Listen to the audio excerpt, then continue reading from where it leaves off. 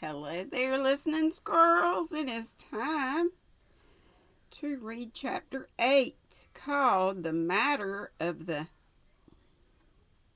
It went away. Software update available? Not now. The Matter of the Ambassador's Boots. I am not sure, Mr. Wilmot, that I quite understand. Rudolph Wilmot, United States Ambassador to the Court of St. James, cleared his throat and recommenced speaking in his own deliberate manner. I've come to see you, Mr. Blunt. By the way, it is Mr. Blunt himself to whom I'm speaking, is it not? Certainly, said Tommy. I'm Theodore Blunt, the head of the firm. I always prefer to deal with heads of departments, said Mr. Wilmot, as more satisfactory in every way. As I was about to say, Mr. Blunt, this business gets my goat. There's nothing in it to trouble Scotland Yard about. I'm not a penny the worse in any way. It's probably all due to a simple mistake. But all the same, I don't just see how that mistake arose. There's nothing criminal in it, I dare say, but I'd just like to get the tilling straightened out. It makes me mad not to see the why and wherefore of a thing. Quite so, said Tommy. Now the position is this. You arrived by the liner Nomadic a week ago. In some way your kit bag and the kit bag of another gentleman, Mr. Ralph Westerham, whose initials are the same as yours, got mixed up. You took Mr. Westerham's kit bag and he took yours. Mr. Westerham discovered the mistake immediately, sent round your kit bag to the embassy and took away his own. Am I right so far? That is precisely what occurred. The two bags must have been practically identical, and with the initials R.W. being the same in both cases, it's not difficult to understand that an error might have been made. I myself was not aware of what had happened until my valet informed me of the mistake, and that Mr. Westerham, he is a senator, and a man for whom I have great admiration, had sent round for his bag and returned mine. Then I don't see, but you will see. That's only the beginning of the story. Yesterday, as it chanced, I ran up against Senator Westerham, and I happened to mention the matter to him jestingly. To my great surprise, he did not seem to know what I was talking about. And when I explained, he denied the story absolutely. He had not taken my bag off the ship in mistake for his own. In fact, he had not traveled with such an article among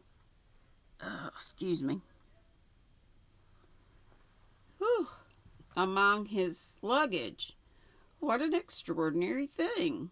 But, Mr. Blunt, it is an extraordinary thing.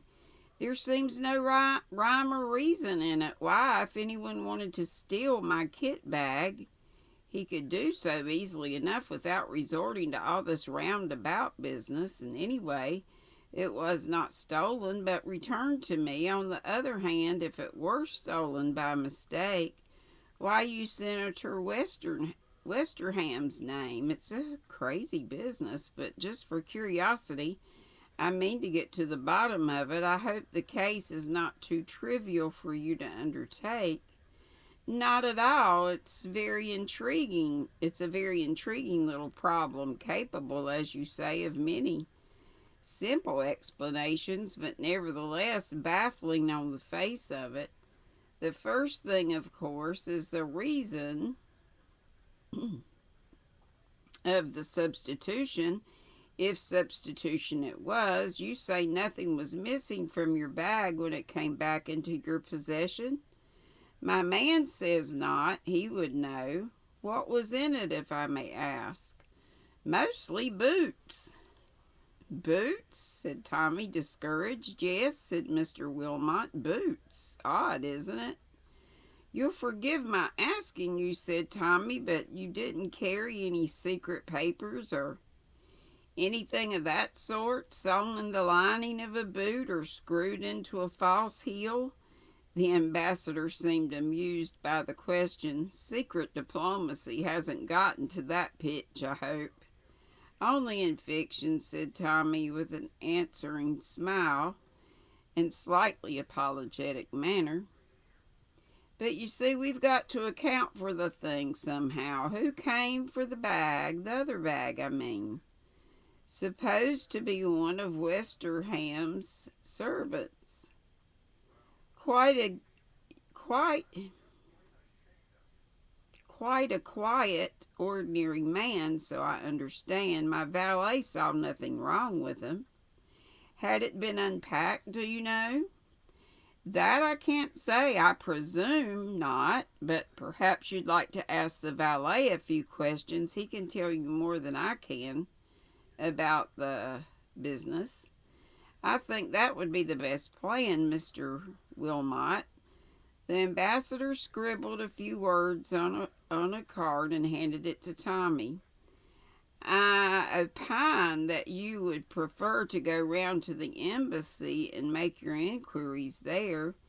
If not, I will have the man, his name is Richards, by the way, sent round here. No, thank you, Mr. Wilmot. I should much prefer to go to the embassy. The ambassador rose, glancing at his watch. Dear me, I shall be late for an appointment. Well, goodbye, Mr. Blunt. I leave the matter in your hands.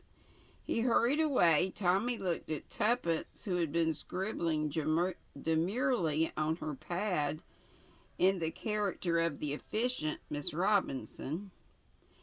What about it, old thing? He asked. Do you see, as the old bird put it, any rhyme or reason in the proceeding? None whatever, replied Tuppence cheerily. Well, that's a start anyway. It shows that there is something very deep at the back of it. You think so? It's a generally accepted hypothesis. Remember Sherlock Holmes and the depth the butter had sunk into the parsley? I mean, the other way around. I've always had a devouring wish to know all about that case. Perhaps Watson will disinter it from his notebook one of these days, and I shall die happy. But we must get busy. Just go into the next room, will you, Tuppence? Into clerks? But it's all turned out. It's the charwoman's day. That's just the point, said Tommy mysteriously. Go along, Tuppence. I'll be there in a minute. Tuppence obeyed. Scarcely a minute elapsed before Tommy joined her. But a transformed Tommy, wearing a venerable white beard and leaning on a stick. Who is he this time? Professor Quarles in his empty room, he announced, and you, Tuppence, are the girl who asked the foolish questions. I like the beaver, said Tuppence. What am I to ask? Can't you think of anything? No, said Tuppence, I can't. All I keep saying to myself is, why boots? Boots. Perhaps they got hold of the wrong bag, suggested Tommy. That's possible, but if they were after papers, a dispatch case would be more likely. Papers are the only thing one thinks of in connection with ambassadors. Boots suggest footprints, said Tommy thoughtfully. Do you think they wanted to lay a trail of Wilmot's footsteps somewhere? Tuppence considered the suggestion and then shook her head. It seems wildly possible, she said. No, I believe we shall have to resign ourselves to the fact that the boots have nothing to do with it. Well, said Tommy with a sigh, the next step is to interview friend Rogers.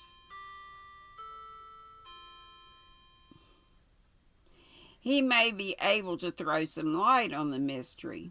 On production of the ambassador's card, Tommy was admitted to the embassy, and presently a pale young man with a respectful manner and a subdued voice presented himself to undergo examination. "I am Richards, sir, Mr. Wilmot's valet. I understood you wished to see me?" "Yes, Richards. Mr. Wilmot called on me this morning and suggested that I should come round and ask you a few questions. It's a matter of the kit bag." Mr. Wilmot was rather upset over the affair. "I know, sir. I can hardly see why, since no harm was done. I certainly understood from the man who called for the other bag that it belonged to Senator Westerham, but of course I may have been mistaken." "What kind of man was he?" "Middle-aged, gray hair, very good class, I should say. Most respectable. I understood it was Senator Westerham's valet. He left Mr. Wilmot's bag and took away the other." "Had it been unpacked at all?" "Which one, sir?" "Well, I meant the one you brought from the boat, but I should like to know about the other as well." As well as Mr. Wilmot's own. Had that been unpacked, do you fancy?" "I should say not, sir. It was just as I had strapped it up on the boot. I should say the gentleman, whoever he was, just opened it, realized it wasn't his, and shut it up again." "Nothing missing? No small article?" "I don't think so, sir. In fact, I'm quite sure." "And now the other one. Had you started to unpack that?" "As a matter of fact, sir, I was just opening it at the very moment Senator Westerham's man arrived. I'd just undone the straps." "Did you open it at all?" "We just unfastened it together, sir, to be sure no mistake had been made this time." The man said he was all right and strapped it up again and took it away. What was inside? Boots also?" "No, sir. Mostly toilet things, I fancy. I know I saw a tin of bath salts." Tommy abandoned that line of research. "You never saw anyone tampering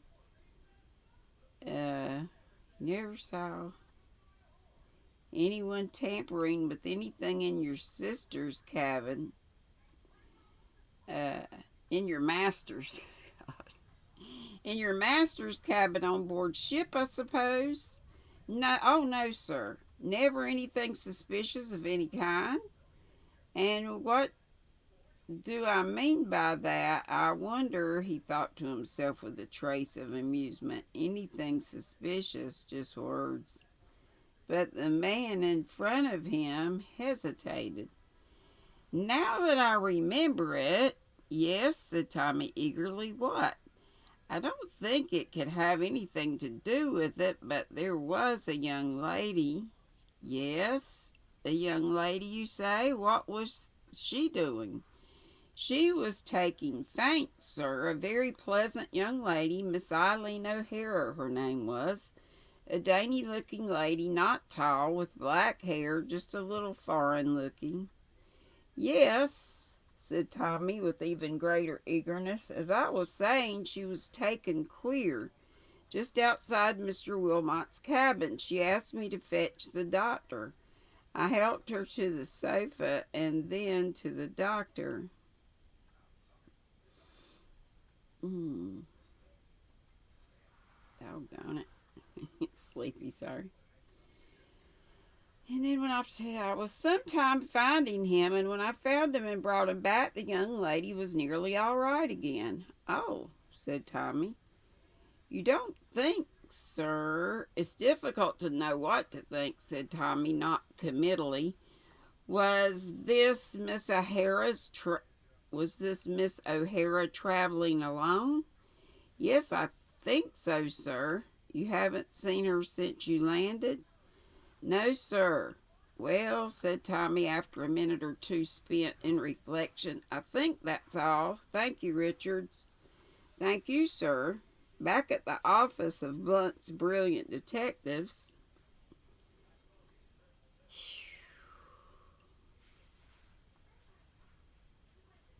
Tommy retailed his conversation with Richards to Tuppence, who listened attentively. What do you think of it, Tuppence? It looks fishy. A sudden faintness is very convenient. I'd like to get hold of Miss Eileen O'Hara. The name seems almost too impossibly Irish. Come on, Eileen. It's something to go upon at last. Do you know what I'm going to do, Tuppence?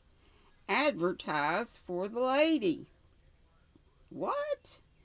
Yes, any information respecting Miss Eileen O'Hara, known to have traveled such and such a ship and such a date. Either she'll answer it herself if she's genuine, or someone may come forward to give us information about her. So far, it's the only hope of a clue. You'll also put her on her guard, remember? Well, said Tommy, one's got to ask something. Got to risk something. I still can't see any sense in the thing, said Tuppence, frowning. If a gang of crooks got hold of the ambassador's bag for an hour or two, then... doggone. Hold of the ambassador's bag for an hour or two and then sent it back. What possible good could it do them? Unless there are papers in it they want to copy, and Mr. Wilmot swears there was nothing of his kind. Tommy stared at her thoughtfully. You say foolish things rather well, Tuppence, he said at last. You've given me an idea. And I'm going to have to stop there. I'm moving around to stay awake. Went to bed late, got up early. And boy, I want to stitch. I'm going to work on this blanket over here. I love this stitch of bods. It's so easy. This is with my chocolate fountain. It's not moss stitch. All it is a row of single crochets. And in the first stitch, you single crochet and double crochet in the same stitch, skip a stitch, double and single in the same stitch, skip a stitch. Do that all down the line, and that's the one row repeat. Chain one at the end, and you do single crochet only in the very last stitch of the row. But that's it. So, using my chocolate fountain that Miss Cynthia King sent me, my Secret Santa.